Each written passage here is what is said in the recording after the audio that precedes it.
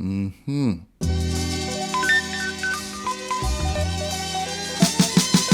This is another quick and easy recipe, but still packed with a lot of flavor.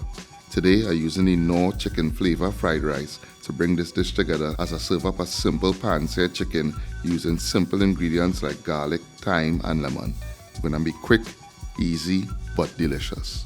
For the chicken, I'm making my own herb and spice butter, and for that we're going to rough chop a few cloves of garlic, finely mince a few sprigs of fresh thyme,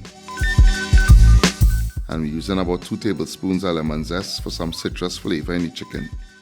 Add the garlic, lemon zest, thyme and black pepper to a mortar and pestle. And you're going to grind it until it forms a paste. Season with salt and cayenne pepper and then combine with the butter. I would have no graceful way to complete this next step.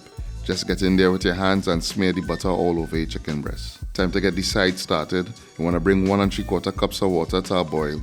Add about a tablespoon of oil or butter and then add the contents of the packet. Reduce to low heat and simmer for 7 minutes. In the meantime, sear your chicken breast for 1.5 minutes on each side.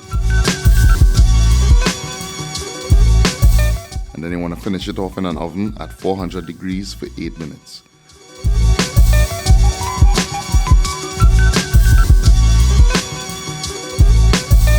Allow the chicken to rest for 5 minutes before slicing.